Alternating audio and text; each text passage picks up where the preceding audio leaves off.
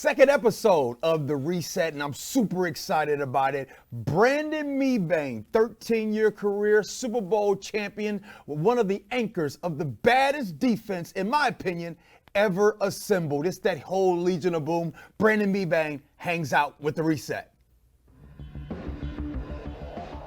It's The Reset with G. Scott.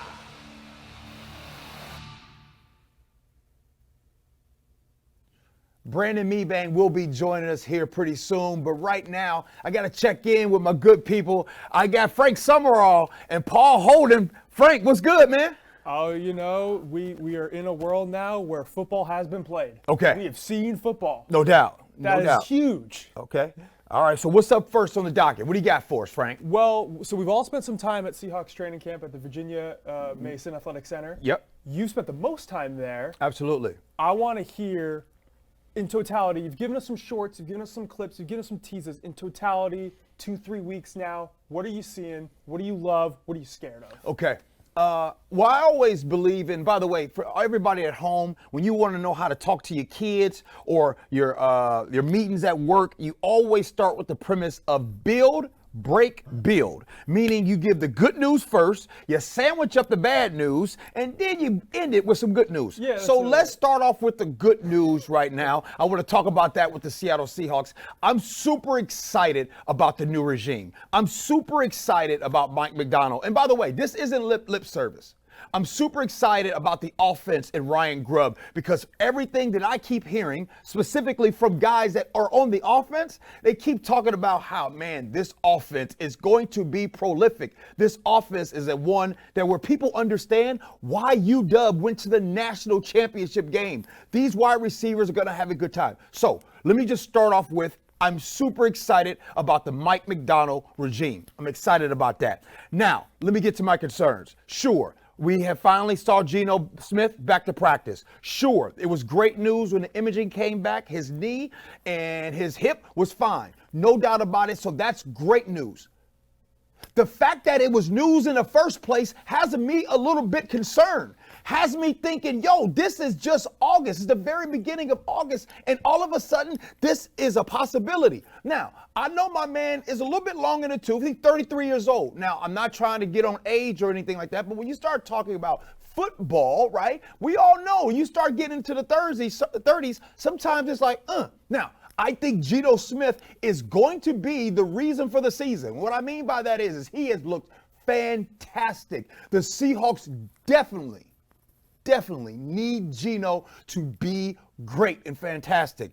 But the best thing for that's to happen is for Geno to be around. So I am going to be honest with y'all. I was a little bit concerned that we even had this, and I don't even know what happened for this to be this way. I'll just say this. I'll share this with you now. I was at Seahawks training camp last Friday, right? Mm-hmm. Last Friday, I was there, and I saw Geno Smith's quarterback coach. Shout out to Quincy. Quincy, shout out to you. I saw him, and I thought, oh, boy, why are you in town, right? So neither here or there. The good news is that Geno Smith is back right now. The concern for me is that, hey, is everything going to be okay? Are you going to be healthy enough to continue to finish out this season? So that's my concern. Well, and when it comes to Geno Smith's health, I hate to say it, he better be healthy. That's one of his biggest strengths compared to all the other quarterbacks in the NFC.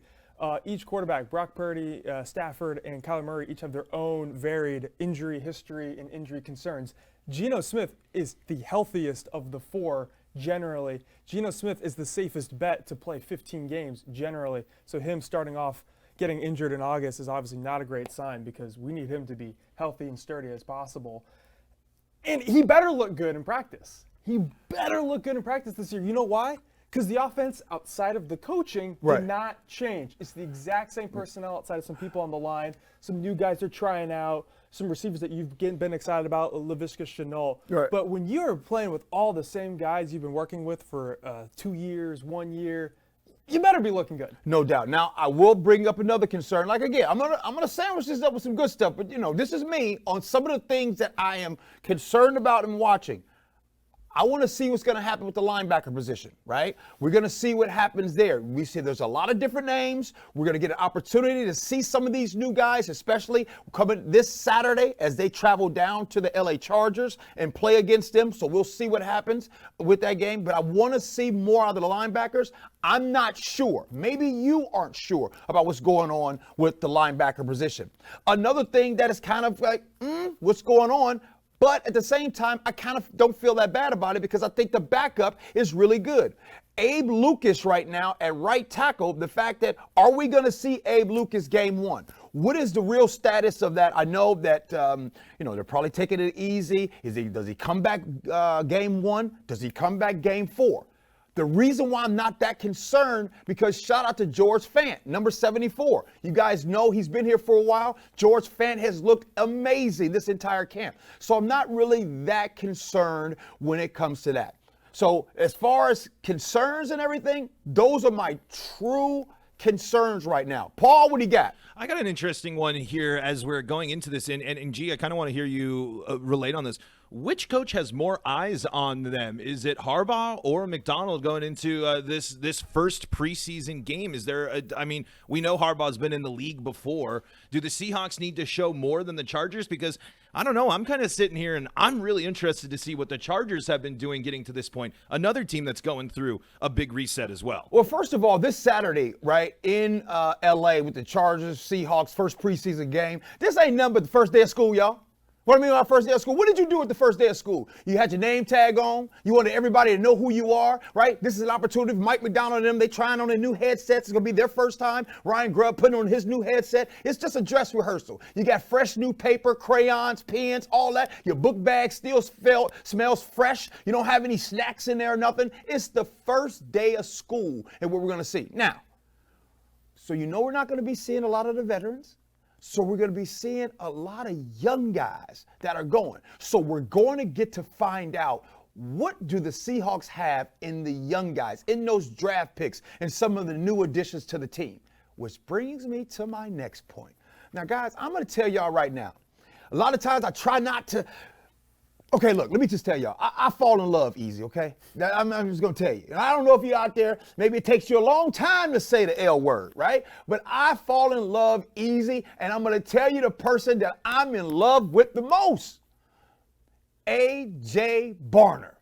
I think that the Seahawks got the best tight end in the league, number 88. As a matter of fact, I think the tight end has been catching absolutely everything. If you are a UW fan out there, your boy Jack Westover, whoo, that boy make diving catch after diving catch. But A.J. Barner, I know a lot of people talk about Brock Bowers. They talk about, Brock Bowers this, Brock Bowers that. Brock Bowers in Georgia was not asked to do as much as A.J. Barner. I'm telling you, and by the way, do you guys know what college he went to? Do you know how hard it is for me to give love to the team up north? That Michigan team that just, by the way, just got the head coach, the now head coach who was the defensive coordinator, he was deleting them texts. Come on, man, you deleting texts? So that's that team up north, they call them Michigan. So for me to even give love to A.J. Barner, what does that tell you? Over Kelsey, over Andrews, over Kittle, over everybody? Whoa, time out. Hold up, Jim Shue. I'm just talking about a new tight end. I'm not comparing him to Kelsey. I'm not comparing him to Kittle. I'm just saying, as far as top tight ends, the vast majority of the country always talks about Brock Bowers. I'm telling you that my son over at The Ohio State, A.J. Barner, is a conversation that we talked about. Some of his cut-ups, the way he plays the game, that dude is a good tight end. Just remember, I said his name first, so I'm just go ahead and buy my shares of stock into A.J. Barner. I have a question about tight ends in the Seahawks. Come on. Why do the Seahawks hate the tight end position? Tell me, explain to me why. No, because some offenses, no doubt about it, some offenses don't really go to How many seasons Okay. have there been of a tight end recording 500 yards in Seahawks history? Well, see, now this is where Frank comes in. He always gonna come in with some stats. This is a setup. What's the stat, Frank? 8 times. That's it. In 40-something years? That's it. Man, y'all fact check him. Fact check, because we're gonna be getting a lot. This is why this computer shouldn't even be on the table. It shouldn't even be on the table. Seasons, it went over 500 into 600 yards or more.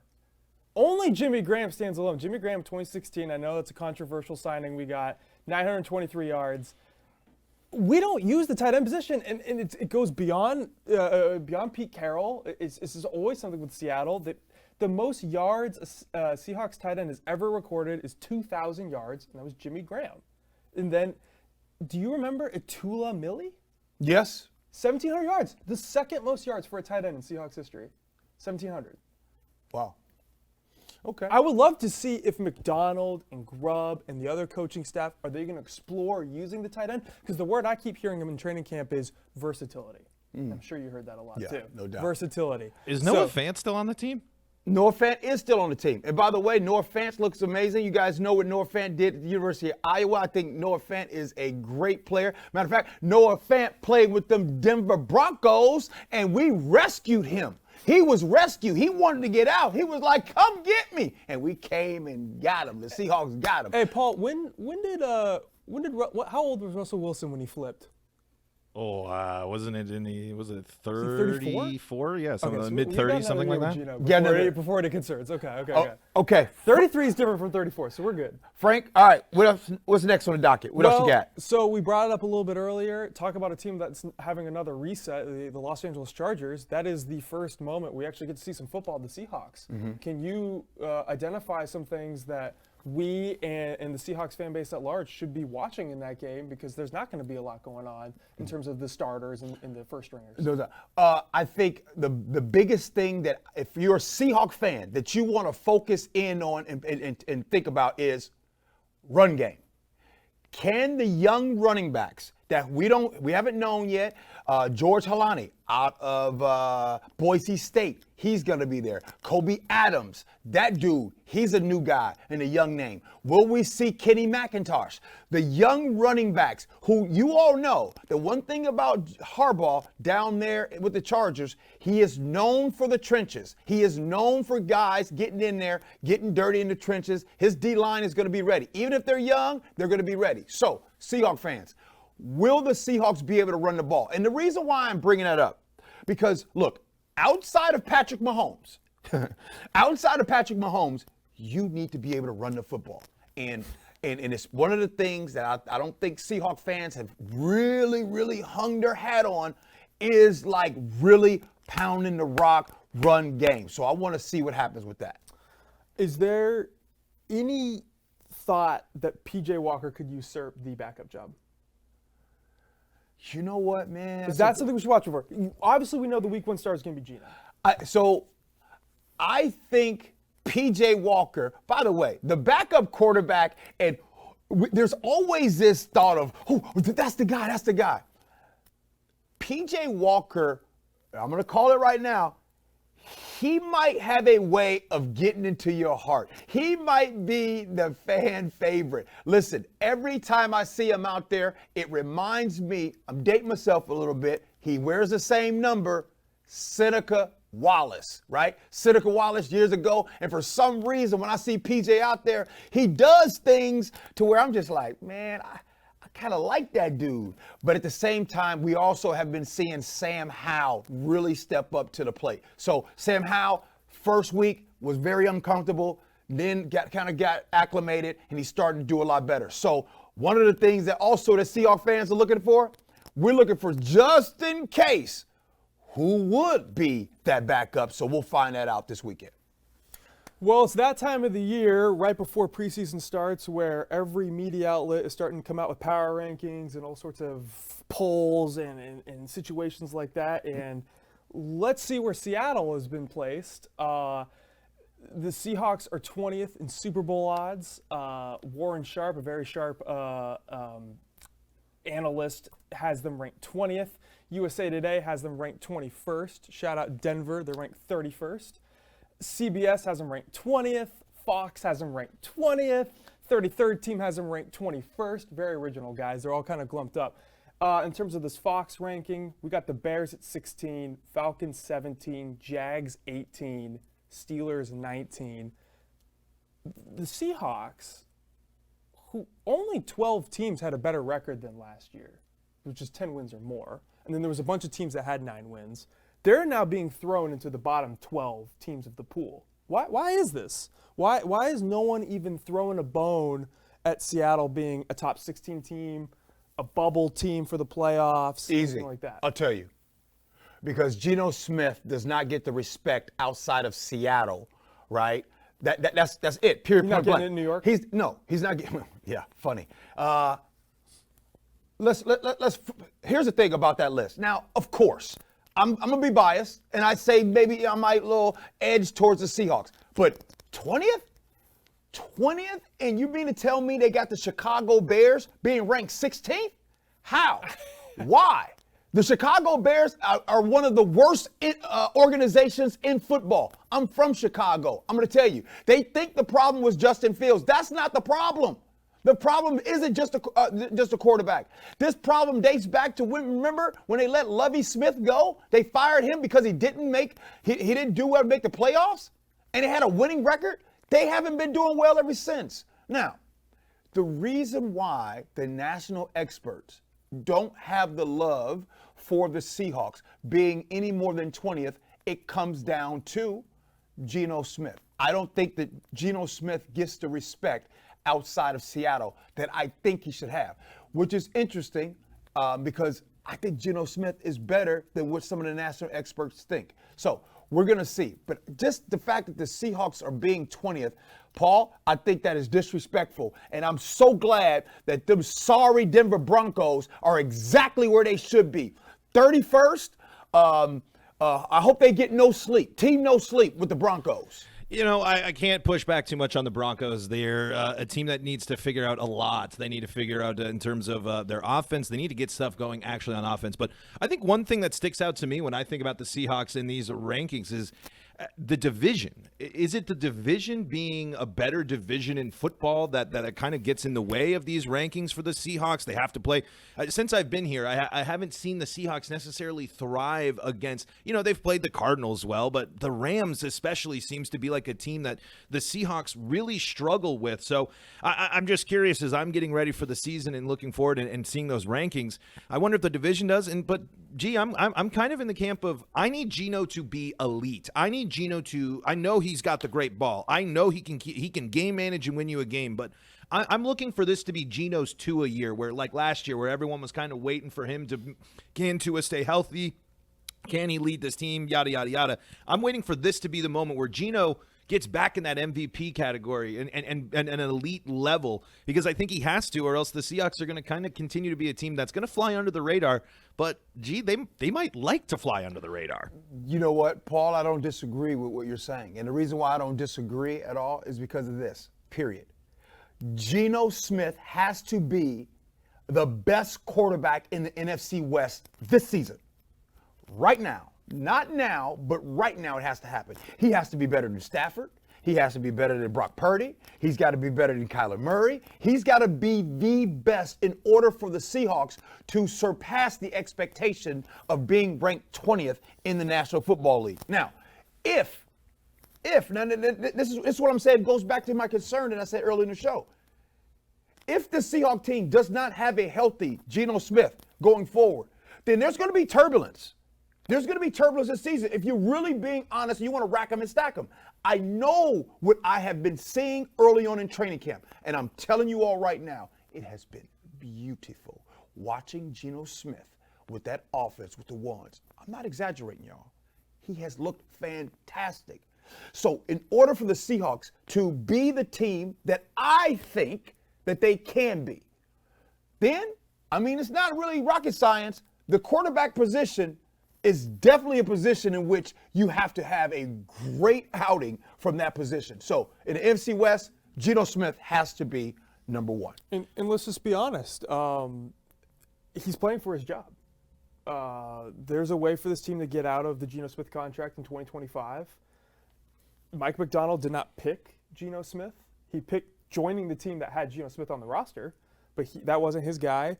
And this team has turned very young very quickly You have JSN, who is going to become the number 1 receiver. Mm-hmm. He's very young. Ken Walker's 23 years old, and you have Charbonnet behind him. You have all sorts of young talent on defense, obviously anchored by Witherspoon and company. This team will be more than happy to pair it with a young quarterback if things don't go well. It's a rubber match season for Geno. First year starter, 30 touchdowns, comeback player of the year, Pro Bowler. I know he was a Pro Bowler last year, but no. Second year, there was like Wait. You don't think Geno Smith was a Pro Bowler last year? no.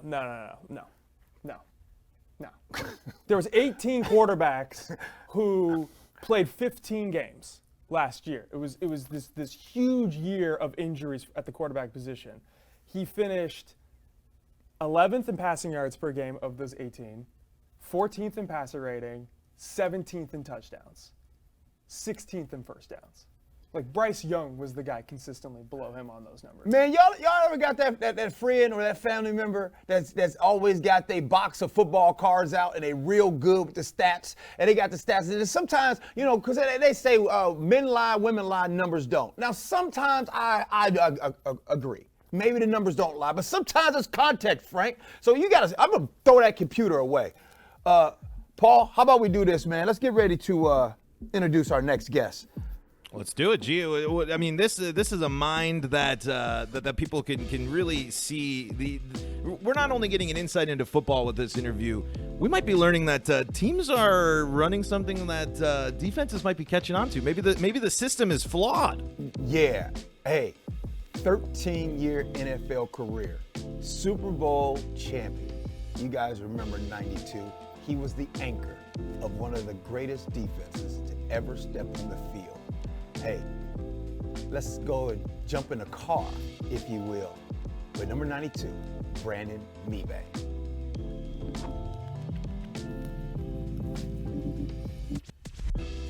I've said it many a times. Over the last years, we've been knowing each other 15 years. You've taught me so much about the game of football. I'm indebted to you on that. Now I want other people to be able to have an opportunity to learn from a 13-year vet, Super Bowl champion, on arguably one of the greatest football defenses of all time. Mebane, first question is this before we talk about the Seahawks. People say the game of football is changing. You've heard that. I've heard that. What is changing? Offense changing? What is changing so much about the game of football?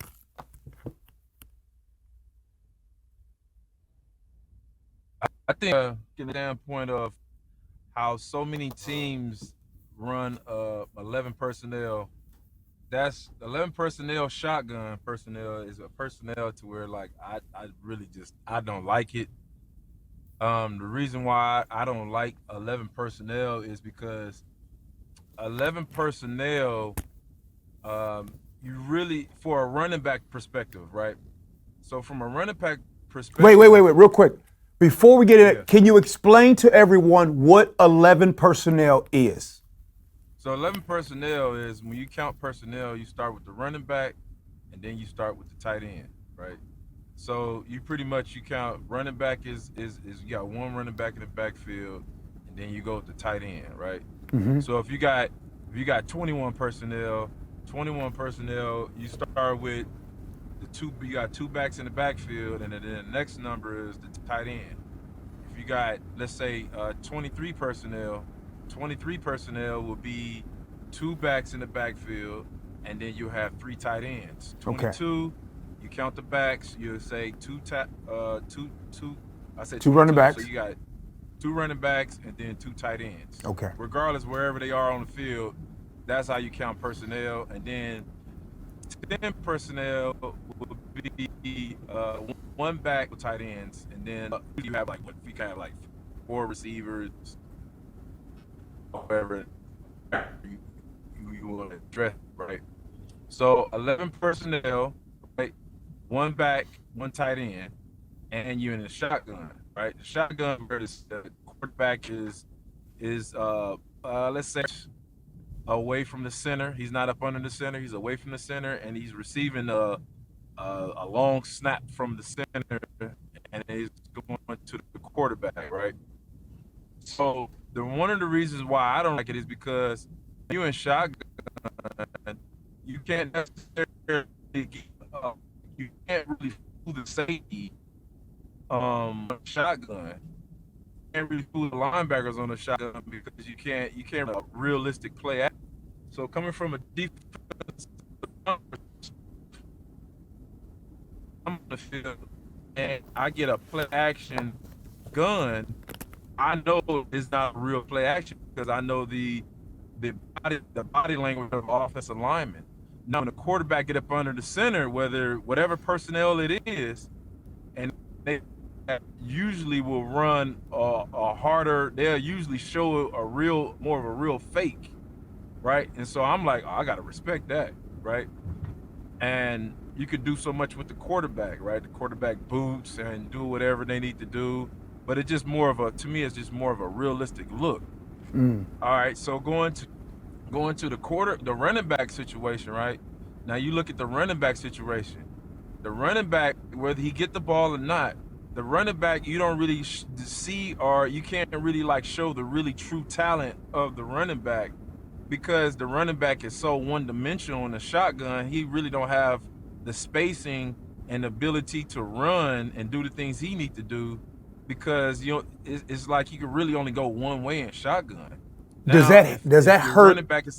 Does that hurt somebody like Derrick Henry? Derrick Henry, you're start with him being in the shotgun. Heck yeah, I think so. I think so because I feel like you look at Derrick Henry, right? Derrick Henry is a big back. A lot of times when guys line up and you facing Derrick Henry that week, they making decisions like, dang, do I really want to hit this dude? Because he's that big.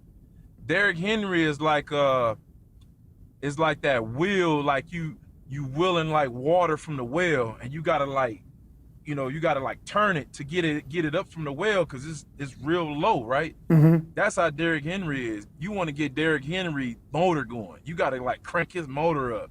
When you crank his motor up and he's in a dot back, 7 yards in the backfield, oh, he coming. And when he coming from that deep, you like, like it's either yes or no. Right? So this is your reason. I think. Go ahead. So this is your reason that you are not a fan of 11 personnel because you feel like at 11 personnel, you think it puts offenses at a disadvantage and makes it easier for the defense to know whether or not the run is really coming because it seems like in 11 personnel, it's less likely that they're about to run the football. Your thoughts? Yeah, and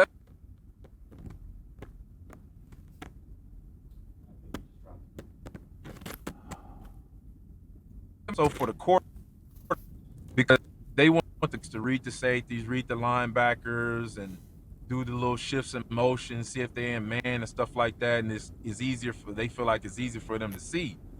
But as far as like footwork and all that stuff, they don't get. It's kind of like none and void. It's some benefits to it, but to me, I like under the center better in 11 personnel is because you have more than one weapon on the field. You utilize your running back more, right? Mm-hmm. When you're in shotgun, the running back, like I said, the running back is not. You don't really see his true personality, like because if you look at it now, when I got in the league, every team had a star running back. Every team had a star wide receiver. Every team had pretty much a star quarterback. Okay. Now you look at the NFL, all you see is star receiver, star quarterback. Or some teams have 2-star receivers, might have 3, but the running back is not there, right? Now if you look at the teams that's the most consistent, that's always at the end, is the teams that line up in dot and they run the ball out of dot.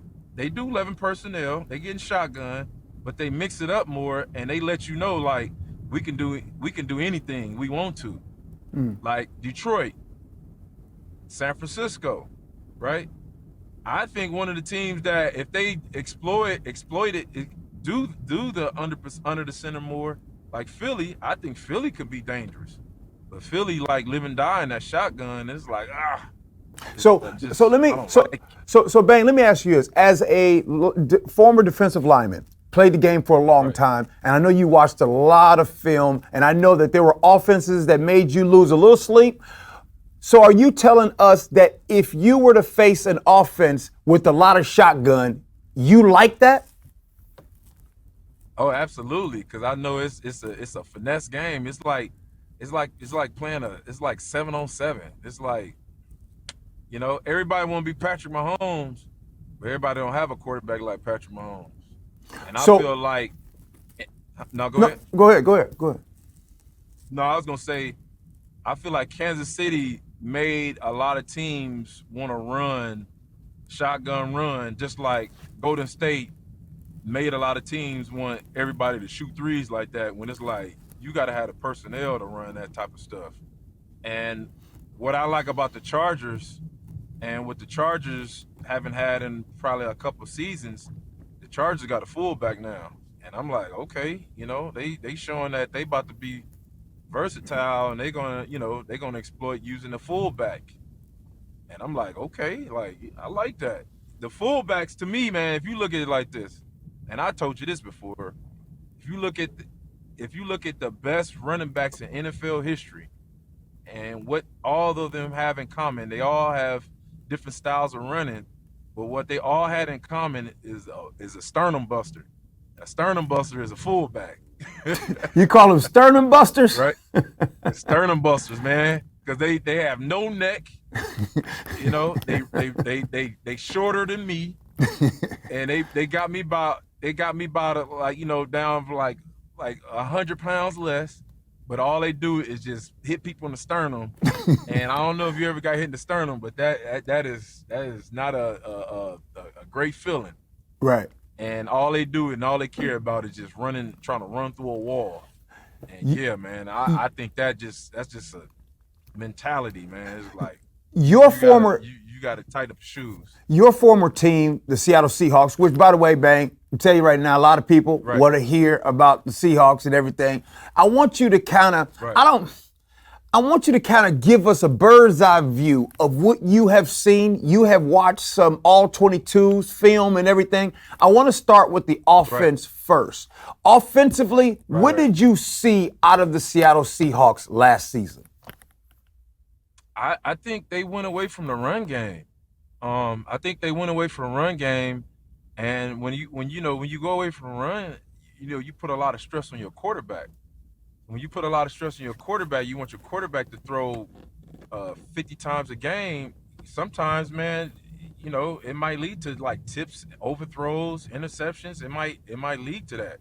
But I feel like when you lead with a balanced offense, you take a lot of stress off your quarterback, and you don't ask your quarterback to make throws that, sometimes they're not even there, And then another thing too, like you ask your offensive line to pass block more, and a lot of times,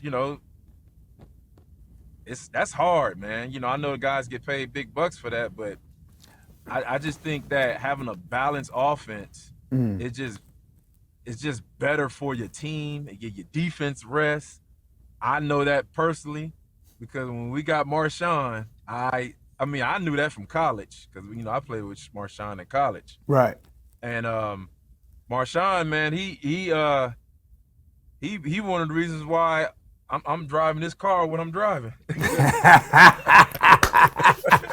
Nice little Range Rover you driving right there. What the O-line was doing. Right. Hey, man, because I'm telling you, man, he kept us off the field, and he kept us fresh, and we was like, yeah, another first down. Like don't nobody want to, be 3 and out, and the defense, we need you. Don't nobody want to play no game like that, man. You want an offense to where they control the clock, right? And you make the other team like, hey, now we got to really throw the ball. And what we did too is we made teams one-dimensional, right? When we made teams one-dimensional, we stopped their run. We said, oh, y'all got to throw the ball now? Oh, good luck with that. And we made them throw throws to where they was uncomfortable throwing them throws. And what did we do? Either we got sacks or we caused a lot of interceptions. Okay, stop right there. All right, because I know we're going to go on a tangent. We're going to go too far. But hold on. I want to go. Yeah. So here's something that there's a lot of things I defer to you. I learned a lot from you. But I want to make this game, because you explain this in a way and makes it simple. Example, one of the things that happens when things go wrong, people want to blame the offensive line. When things go right, they want to credit the wide receiver, the quarterbacks, and everything. Right. I want to start Right. with the premise how important the trenches are when it comes to this game going forward. And I'm talking, let's start on the offensive side of things because you fought against the offensive line. Let's talk about the offensive line and how important that truly is. Right. I mean, hey man, it's like offensive line, defensive line. I don't think nobody needs to be an Einstein to understand this. But an offensive line and defensive line, both of those groups, those groups are good, it's like building a house from scratch, right? When you build a house from scratch, what do you have to have? You have to have a strong foundation, right? Yep. So if you have a strong foundation, then usually that's a good sign to where that house is going to be held, it's going to hold up for, at least 30 years to where a builder might come in and be like, man, let's build a new house, right? And the structure was good, the dirt is good, and all that stuff is good, right? So to me, that's having a great upfront is like a frame of a house, right? I look at I think a lot of teams focus on skill position, but skill position to me, I think is easier to get than lineman, right?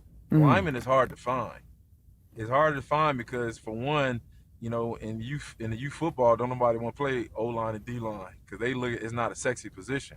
Right. I don't know. I think the dime a dozen positions you can find those a ton. So speaking of that, I want to talk specifically about the D-line because it seems like when D linemen are drafted into the NFL, for some reason they don't pop right away like a wide receiver. This wide receiver, the Justin Jeffersons, the DK Metcalfs, and all of those, they pop bam. But a D lineman, it feels like it takes about 3 to 4 years. Explain that. I think so I started a business, right? I started a business, Football IQ, and what I'm doing is I'm training guys on how to watch film, how to get on the board. You go to the combine, they say, man, get up there and write up the defense and explain it in depth, right? Right. I think the problem with the reason why you don't see more defensive linemen that come out and just pop right away is because I just think they're just not taught technique. And they're not taught what to look for and what to expect. I think a lot of the guys, the bodies are there, but I think a lot of the guys physically can do it, but they don't understand when to do certain things, why to do certain things, and their technique is not there. And usually it's just a major learning curve to where a lot of the stuff is just it's a lost art. And it's not easy, man. I'm telling you that the playing defensive line is definitely not easy. But as you can look at the draft, right? You look at the draft and you be like, dang, why is it only like 1, maybe 2 defensive tackles go first round? Right. It's because they're not prepared. Well, speaking of first round, speaking about D tackles, the Seattle Seahawks picked up Byron Murphy out of down in Texas. Your thoughts? Now look here. Now look, this is the reset. Now we keep it a buck on this show. We tell the truth. Your thoughts on that first round pick? From looking at his highlight from college, he got some great upside, man. He's real strong, real violent, can move lateral. He got everything that you look for, in a defensive tackle. It's going to be interesting to see, his transition of playing, in the NFL. I think he, he's in a good place to have success. And it's just one of them things you just got to wait and see. It's just like drafting a guy first round quarterback. They was good in college, but you just got to wait and see, how he adapt because Still got to Yeah, make, but he got to make adjustments. But we fans, we folks that ain't played the game in the NFL, I feel like we are more wait and see. I feel like you guys can see something that kind of gives you an indicator. And I know it's still wait and see, but there's got to be something that you can help us look for to be like, okay, that guy might be all right. Or, you know what I mean? How do you figure that out? I mean, it's like you just gotta roll the dice, man. He's like, you don't know. Okay. You don't know. I think the best thing too is, definitely gotta keep God first, stay injury free. I think stuff like that definitely help. Okay. Yeah, man. It's like I said, we just gotta wait and see, man. It's Well, one of the last things. Well, speaking of that, let me specifically the Seattle Seahawks. You know, hey, Bang. Defensively, stopping the run. The last couple years, it ain't been good, bruh. There's 32 teams in the National Football League, and the Seahawks ranked like 30 and 31 the last couple years stopping the run. How does Seattle get better at making sure they stop the run? I think it's more so like just holding each other accountable, playing fundamentally sound. And I think one of the major things that you can do as a defender is constantly communicate with each other. What you see, what they giving you, are they running anything differently that we've seen on film? Always communicate every play. Okay. That's what a lot of people didn't really see. That's what we did, but that's what we did every play. We always constantly communicate with each other. Everybody on the defense, especially our groups, we always was communicating with each other. A lot of times, a lot of people don't know is we used to change the game plan in Seattle if we didn't like it. What you mean? What you mean change it? What you mean change? You can't be doing that. So we changed it. We were pretty much. So this is what we did. It wasn't like we was like, oh man, forget that. We gonna do this. So like a lot of times, like what we did was, okay, if we see something or we feel something, we would definitely have to it's like going to court, right? You know how you go to court, you're a lawyer, and you pretty much got to convince the jury, like, why should we do this and why shouldn't we do this? And if you can do, a lot of times they was like, okay, let's do it.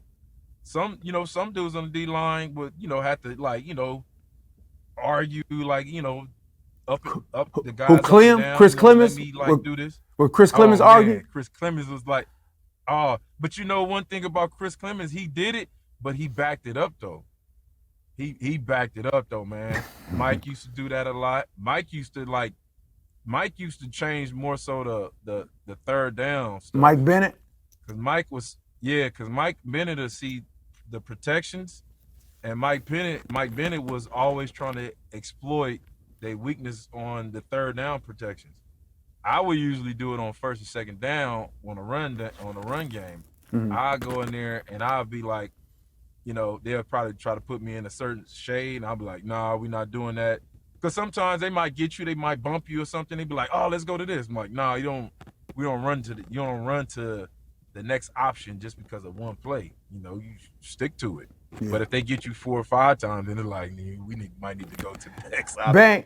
Bane, is it true? Bane, is it true that you used to tell KJ and or Bobby where they was getting ready to run to, where the offense would run to? Yeah. How would you know? I look at. I don't want to give away all my secrets, but I look at guys' eyes. Huh? I look at their eyes. I come to the line of scrimmage and I look at their eyes, and usually like a younger guy give it away. He'll look right at the work he going, man. So you can go on my Instagram, and I got it's one of my pages. Mebane 92. Mebane 92. Go ahead. Yep. And it's the one where I'm speaking on first. We was playing the Carolina Panthers. Okay. And so I knew when the center was. I played against Khalil since college, right? Khalil Mack? So Khalil, Ryan Khalil. Oh, okay. The center. So I played against him in college, so I knew his body language like that. I knew it, right? Right. So he came to the line of scrimmage, right? And he came to the line of scrimmage, and usually the center is the best communicator on the line of scrimmage. They tell the protections, they talk to the guard. We're gonna combo to this guy to up to the linebacker, blah blah blah, and that. Yeah. So what he did was he came to the line of scrimmage. Mm-hmm. It was in shotgun. He didn't say nothing. And I said, oh, red flag, something is up. And when he came to the line of scrimmage, his feet wasn't even. Usually when it comes to the line of scrimmage, his feet was even. Okay. So when he went to the line of scrimmage, his right foot was up, his left foot was back. So I said, oh, okay, I see that, right? And the other clue that I seen, the guard came to the line of scrimmage, and he was looking right at me. And I caught him. Right when he tried to move his eyes, he was side eye. He was give me the side eye. I said, "Oh, I got you," right? Yeah. So it was the play was called a C fold. So when the C fold happens, is when the center pulls and the guard come down to block. So the guard came down and blocked me. He tried to come down and block me super hard, right? And I gave him one of those Reggie Whites, one of those What's that? one of them Olays, right? Okay. I gave him an Olay, like whoop. Gave him, not a forearm, but more of like a hump. Okay. What we call a hump play, right? And so I got him on that. The back was away from me in shotgun, so I'm saying, okay, you can only go one way. And I knew that, right? And so I end up making a tackle. And those are some of the plays and things like that as a defense, when we was going, we were super good. No things like that individually, all on the defense, to where we used to make plays, and it was not plays that we was coached up on. It was that because we did all our individual film study, Right. and like stuff like that we knew. Well, And, Mebane, it was the instincts. Yeah.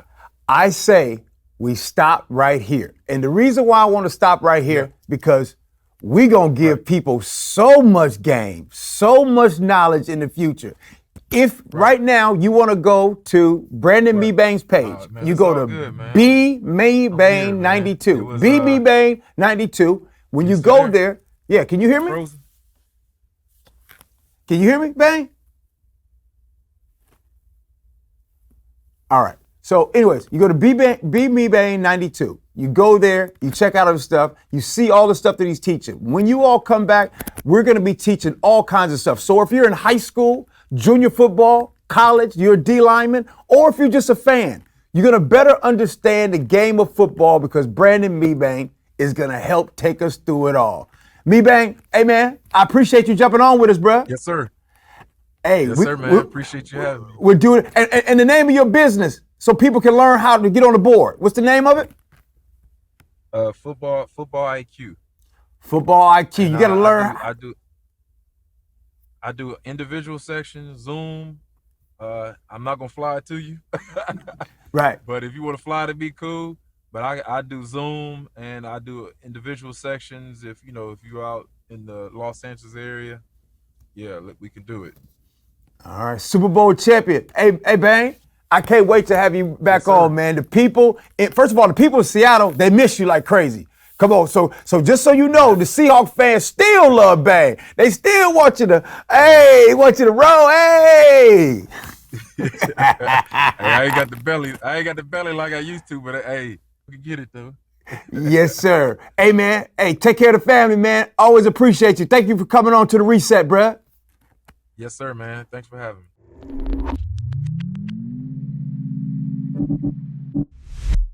I love Bang. And as you know, yes, we call him Bang. I know it's Brandon Mebane, but just so you know, like, man, who is Bang? That's what I call him, man. 13-year career. That dude's doing very well for himself. More importantly, I love that he took the time to hang out with us, to kind of share his knowledge. Be prepared to see more of Bang here on this show. He's got a lot to teach.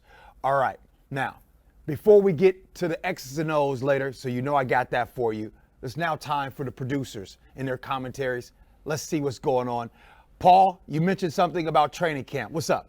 You know, G, I hate to be a Debbie Downer here on this one, but I just can't get excited about training camp. There's something about this part of football season where, yes, it's exciting. Football is here. We are watching NFL football this weekend. I know the Bears had already played in the Hall of Fame game.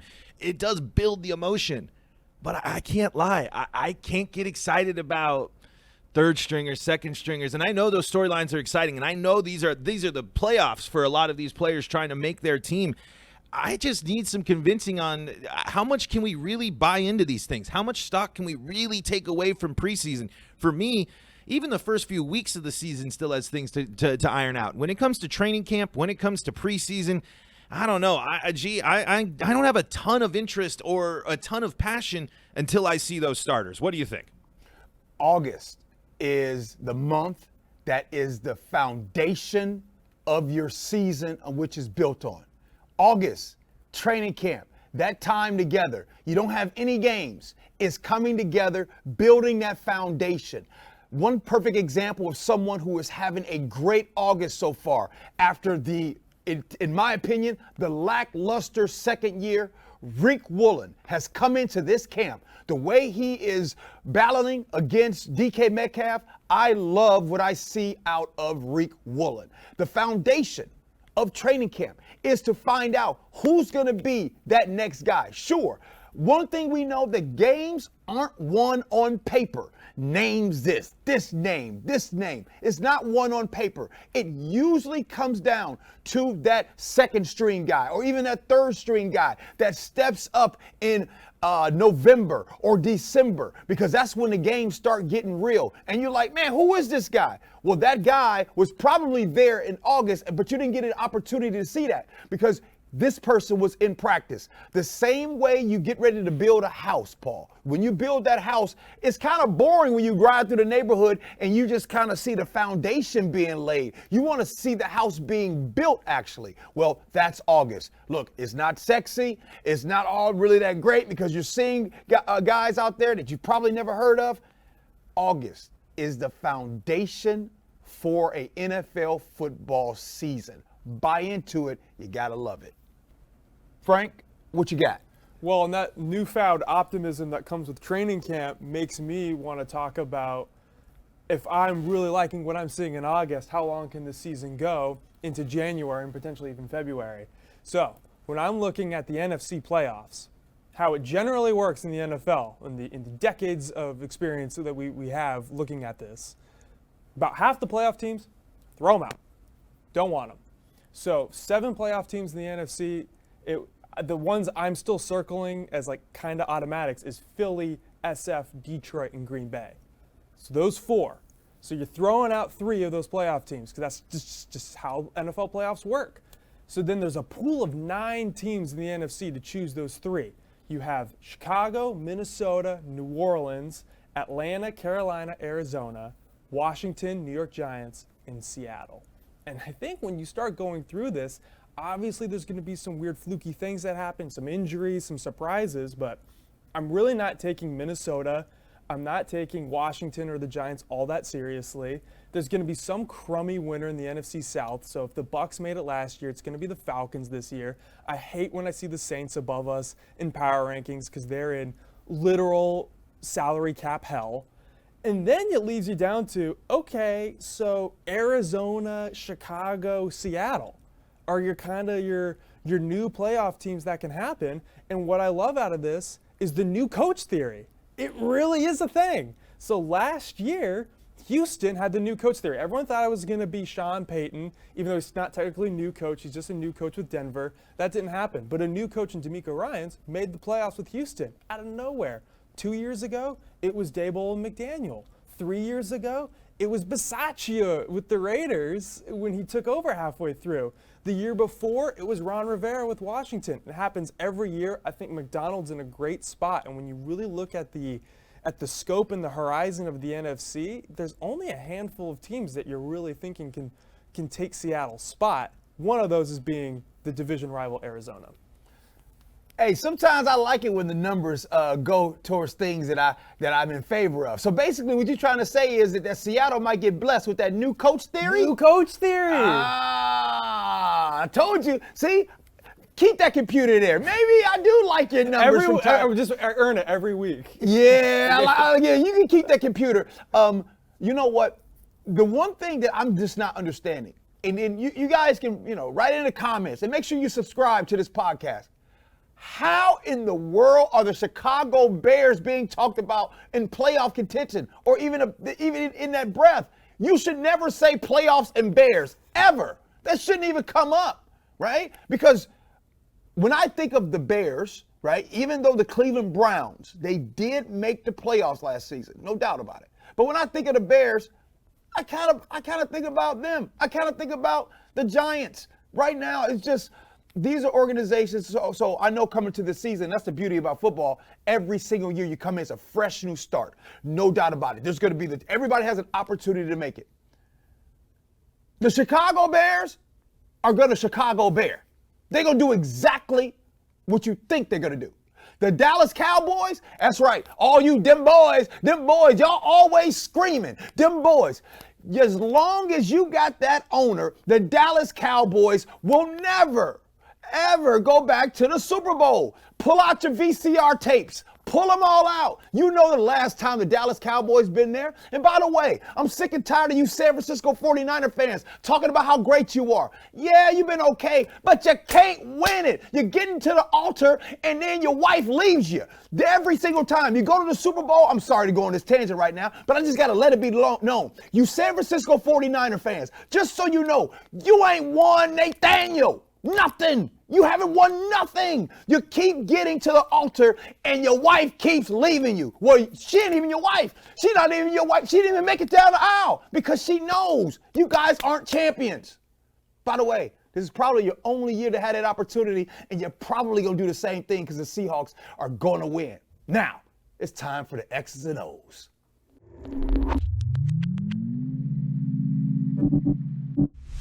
It's now time for the X's and O's. Are you thinking about doing a podcast? Are you thinking that you have a lot to say about football or any other topic? What are you waiting for? Do it. Not now, but right now. I've been in the sports media place for about 10 years, and I can tell you about when I first started. Yeah, I was the car detailer for the Seattle Seahawks and saw and heard so many talk about how I didn't know anything because of what I did prior. I was intimidated, and I was thinking there's no way I could fit into the sports media world. You know what? I was right. I didn't fit in. There's only one G. Scott. It took me years to realize that. So I'm telling you right now, there's only one you. Don't wait to follow your dreams. It's your time right now. So don't worry about trying to be like anyone other than yourself. There's only one you. Hey, I appreciate you guys for rocking with us. Love you for that, and be kind.